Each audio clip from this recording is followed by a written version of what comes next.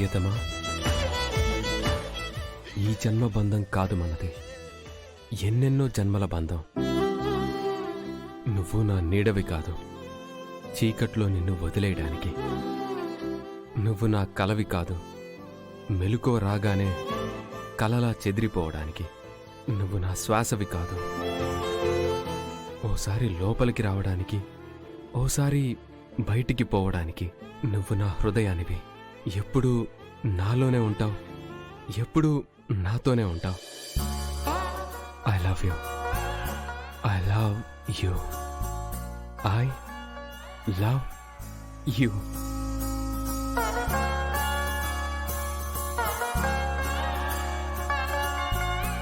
నా గురించి ఇలా రాయగలిగేది నా భార్య మాత్రమే. ఇంకెవ్వరికీ అంత చనువు లేదు, అంత ధైర్యం లేదు.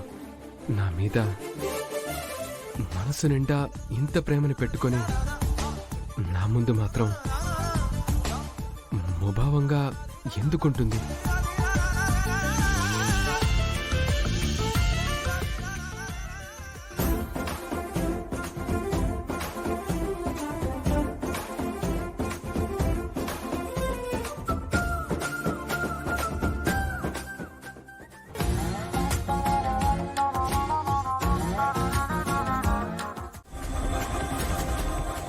ఏంటి, ఏం కావాలి?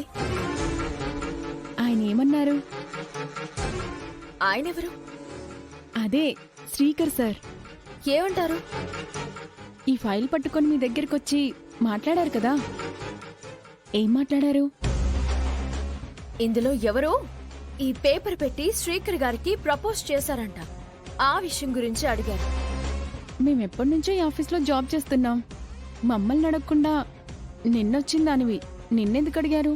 అంటే ఈ లెటర్ రాసింది? ఇది లెటర్ కాదు, నా మనసు, నా హృదయం. నా నుంచి శ్రీకర్ గారికి నా మొదటి ప్రేమ లేఖ రాసింది నేనే.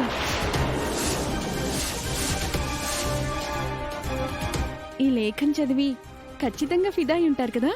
ఇలా రాయడం తప్పు. తప్పేముంది? అతని గురించి నీకు పూర్తిగా తెలుసా? తెలుసు. ఏం తెలుసు? హ్యాండ్సమ్ గా ఉంటాడు, ఎలాంటి బ్యాడ్ హ్యాబిట్స్ లేవు, అమ్మాయిల్ని ఆకట్టుకునే రూపం. అతన్ని లవ్ చేయడానికి ఇంకేం కావాలి? నేను అడిగింది శ్రీకర్ గారి పర్సనల్ లైఫ్ గురించి. తెలుసా అని అడుగుతున్నాను. తెలుసు. ఆయనకి పెళ్ళైందని తెలుసు, కొంతకాలంగా భార్యకి దూరంగా ఉంటున్నారని కూడా తెలుసు. మళ్ళీ ఆవిడతో కలుస్తాడనే నమ్మకం నాకైతే లేదు. అందుకే నేను లైన్లో పెట్టుకుందామని అనుకుంటున్నాను.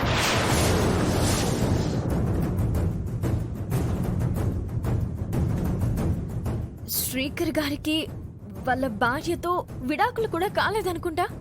అవన్నీ నాకనవసరం. పెళ్ళైన వాడిని ప్రేమించకూడదు రూలుందా? పురాణాల్లో పెద్ద కథే ఉంది. రామాయణంలో రాముడి మీద శూర్పణఖ మనసు పారేసుకుంది. అప్పుడేమైంది? లక్ష్మణుడితో చెవులు ముక్కు కోయించుకుంది. అది గుర్తుందా? పెళ్ళైన వాడి మీద మనసు పడితే అలాగే జరుగుతుంది. అది త్రేతాయుగం, ఇది కలియుగం. ఏ యుగమైనా నీతొక్కటే. అలాంటి ఆలోచనలు మానుకో. రేపటి రోజున శ్రీకర్ గారి భార్య వస్తే వాళ్ళిద్దరూ కలవచ్చు కదా. వస్తుందని నీకంత నమ్మకం ఏంటి? అయినా సార్కి నేను లైన్ వేసుకుంటే మధ్యలో నీకేంటి ప్రాబ్లం?